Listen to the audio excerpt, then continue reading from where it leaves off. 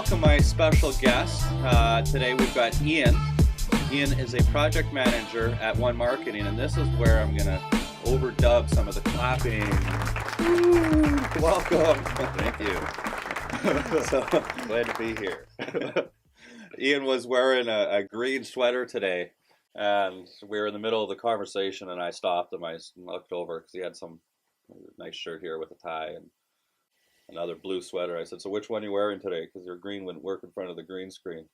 But thanks for taking some of your time today and getting behind the camera.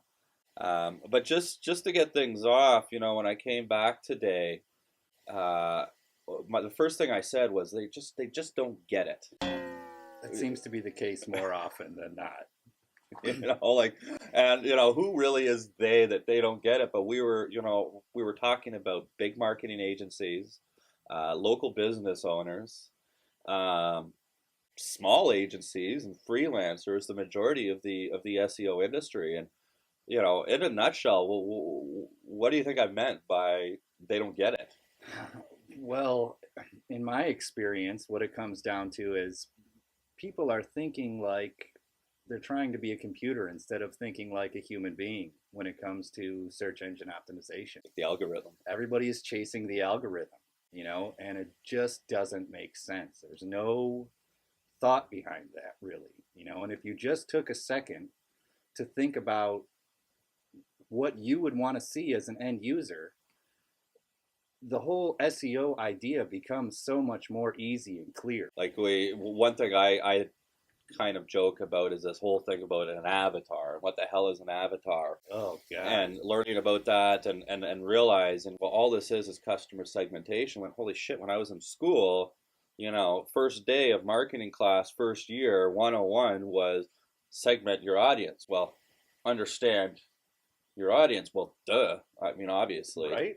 So we deal with chiropractors. We got pain management chiropractors. We got wellness chiropractors. We got chiropractors that we talk to that feel like that when they make an adjustment, it's Jesus putting in, you know, energy into a body versus chiropractors that say, well, take medicine. So they're all different extremes, but yet where this business is focused in on, those are the customers. Yeah, it's not so much about our client, it's about the customers of our client, you know. So we have to position ourselves every day when we wake up as, today I am a chiropractic patient. What do I expect from my chiropractor? And at that point, then you can start actually developing good content, you know. You can build things that you would like to read if you were in this position, and you can kind of step around the whole idea of client satisfaction, because if you make happy customers, then you have happy clients. You know, we can take video as an example. And I can remember in a day, this was even pre your SEO days, that I won't mention the tool that's out there, but there was this tool that you can take a video, and this tool would upload that video to a dozen or hundreds of different video sites. And then it would take the same video and change the file name and change the title and then upload it again and do that 4 different times.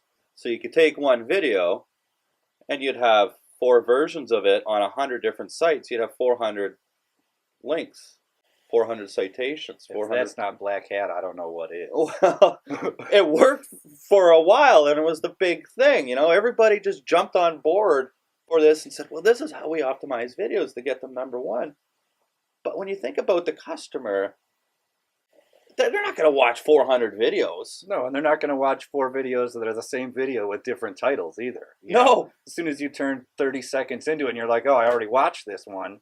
So now you're annoying your customers. What value does that have for the end user? It doesn't have any value for the end user. I don't think so. And that's, you know. So why would a search engine give value to a business if it has no value to an end user? Exactly, especially when the search engines are trying so hard to think the way that we do. You know, they're investing millions upon millions upon millions of dollars to make the algorithm think the way that your brain already works. You know, we're chasing the algorithm, but the algorithm is chasing us. So that's a neat point. Yeah. So it becomes this vicious circle if you don't step back and say, I'm not even going to worry about the algorithm anymore. I'm going to worry about what is good content. What do people want to see? And if you build good content and you stay active and you stay relevant, then the algorithm will catch up to us. It's about standing out in front of it and saying, I'll wait for you to catch up to what we're doing over here. Yeah.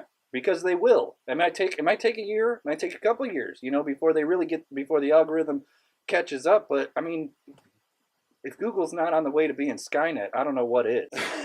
1984. You reminded me of that brilliant idea that you had for one of our clients, our cab company client in Chicago. And when we talk about video and how video resonates and creating content that has value and whatnot, we know that consumers build relationships with businesses. They get a sense when we talk and drop the word like culture and whatnot, there's an element to that, and especially with repeat business. There's a culture that's always built around a company. Right.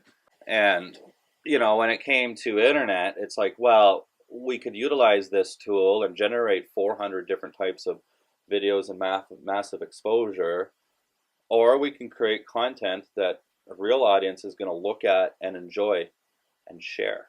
Right. And laugh at. Yeah, that's really what it's about. Fun. Just having fun with it. Yeah. I believe that. If you can get your customer to engage in the business of marketing your company, then really, I mean, there's no better marketing than that. If the internet is the new word of mouth, then individual user submitted marketing stuff is the best word of mouth you could have. That's like word of mouth from your best friend coming and telling you this place is awesome. Like reviews. It's exactly like reviews, only instead of somebody having to sit down and write out a review and, I don't listen to Yelp say, oh, your review's not quite long enough. You got to catch up. It's a little shorter than everybody else's review, or keep going. You're doing really good. You're almost there.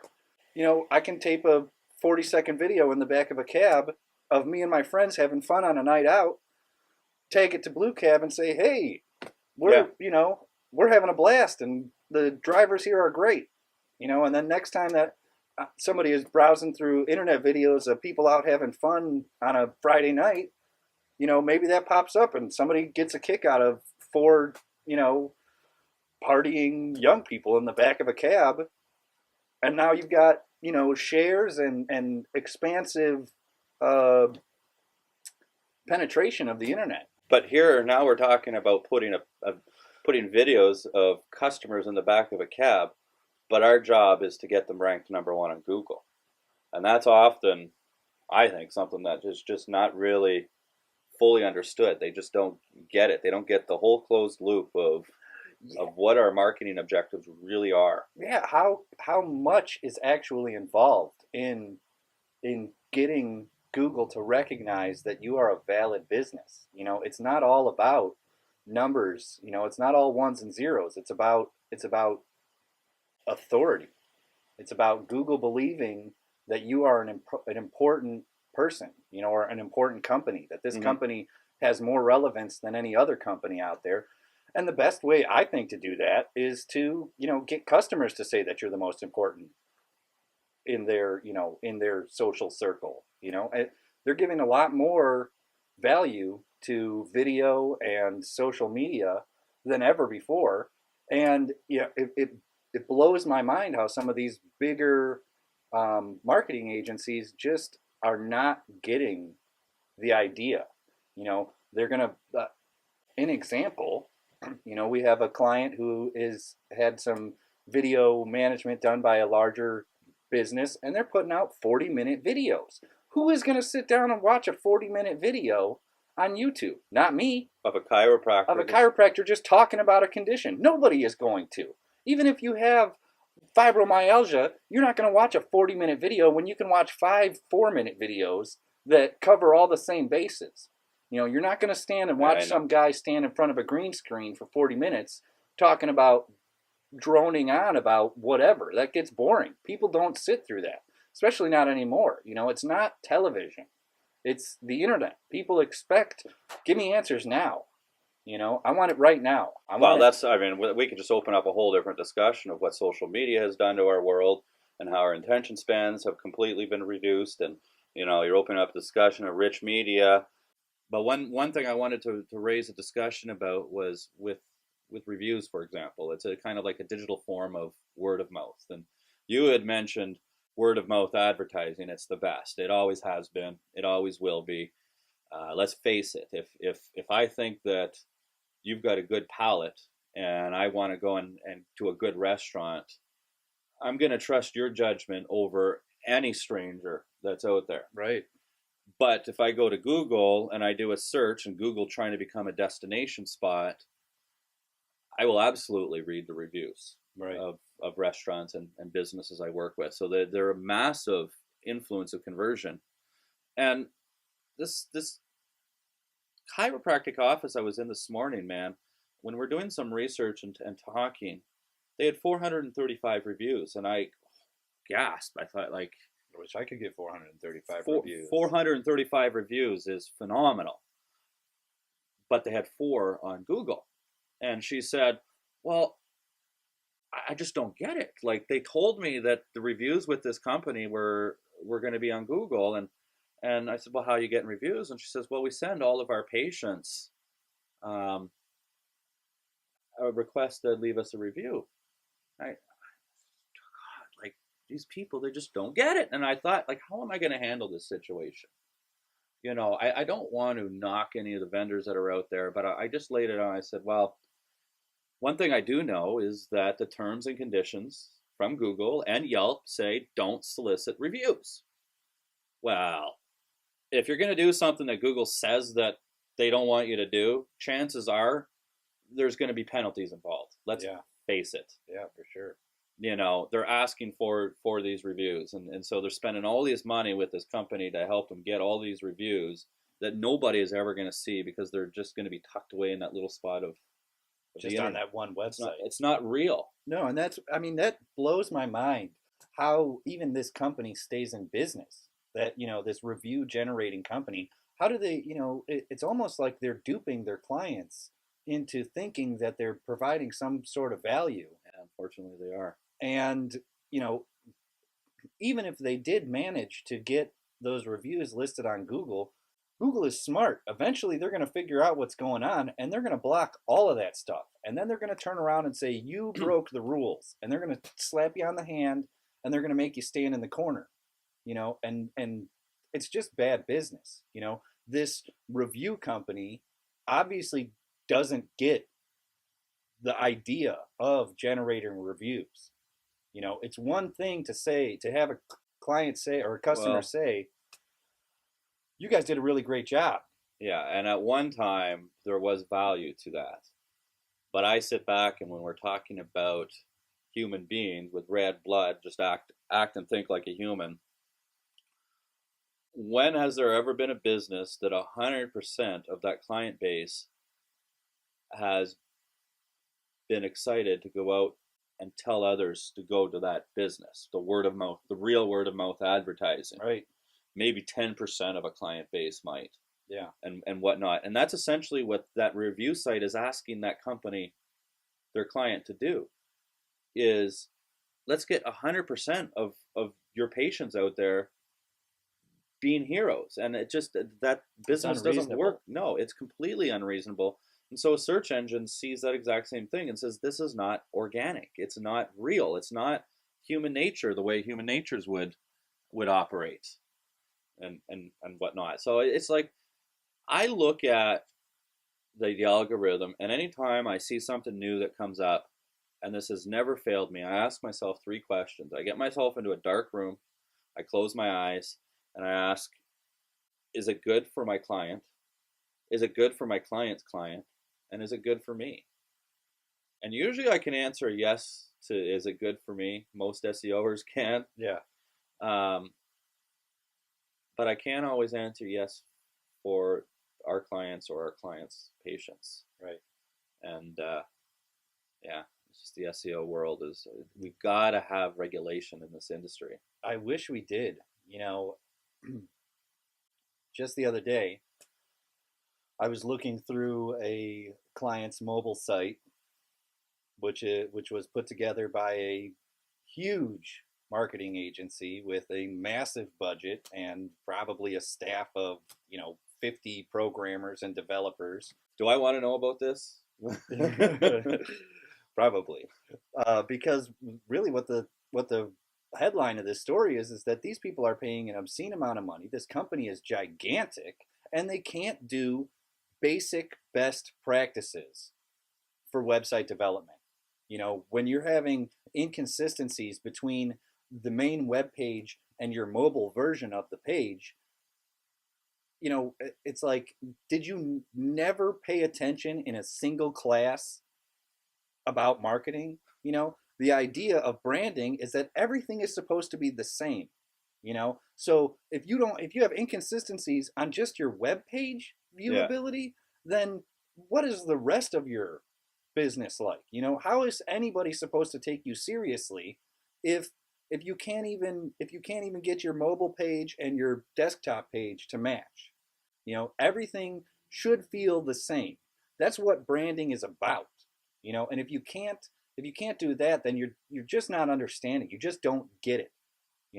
And these big companies, they're throwing money at the wall like, oh, we're going to do a million things for you, but if they're not doing them all correctly, you might as well not do them, because all you're doing is making a mess. It's completely spinning your tires. Yeah, you're Yeah. changing colors on your watercolor brush, and you end up with that cup of dirty water. It's almost like it's got to get worse before it gets better in our industry, and I don't think we've seen it get completely ugly. No. I think we've got some time to go before. I mean, let's face it. None of the major companies have all of their tools in place. They're still launching new tools on a monthly and quarterly basis. Well, I think maybe that's part of the advantage of being a smaller firm, is that it's not as hard to implement new tools and ideas and procedures as it is to implement new ideas into a staff of 50 people that are all supposed to be working on similar projects. It's easy to convince a room of 5 people of the correct way to do things if you're passionate about it. It's a whole different story to send out a memo to a bunch of people who you don't see every day, who are your employees, who are not, right in the same office area as yours and stopping in to talk about upcoming projects and stuff all day long. It's totally different. You get that kind of disconnected, robotic, mechanical marketing, which you see more and more from these larger companies. That's why I don't like anything that's automation. It's the moment I hear automation and SEO, I know that there's challenges that are involved. I mean, yeah, how much can I automate for local businesses? Then you start to look at the different industries that exist. And I gave the examples of the chiropractic industry, for example. I can't automate anything when you got clients that are on each end of the spectrum here. Right. You get into this article software, article spinning software, article distribution, video distribution. I mean, I'm surprised there aren't local SEO or SEO tools out there that help create videos just with how we do some of the PowerPoint videos and then with the voiceover and whatnot, but automate all of that. Right. Or you even have, an automated computer voice. Like, it's just not going to be the same. You're never going to get the right tone. You're never going to get. And people aren't going to appreciate it. No, not in our lifetime. You can tell when you're being duped. Anybody can. If you're sitting and it feels like somebody is trying to push something on you, the first thing you do is and especially in the United States of America. Especially in the United States. This is the marketing mecca compared to how aggressive marketing is elsewhere around the world. Well, and that's kind of the idea is people like to buy stuff. Oh yeah. But they don't like to be sold. No. No. They just want to have an answer to their solution or to their problem. What's the solution? I'm going to pay for it. Let's get it fixed. Yeah, fix this. I don't want you to sell me something. I want to tell you, here's my problem, here's my money, fix my problem. So create marketing material that handles and overcomes their objections, their Exactly. buying objections, Right. and understanding what types of buying objections consumers have for that particular local business. Right. Like for chiropractors, we try and generate content that might inspire somebody who would otherwise not be interested in at all in the idea of chiropractic treatment. Say, somebody with back problems that is looking to go into surgery. You know, here's an alternative. Mm-hmm. Before you do this, before you go and spend an insane amount of money on your health insurance deductibles, make sure that you are make sure that you've taken all the necessary steps up front. You know, come in and just take a look, see what we can do.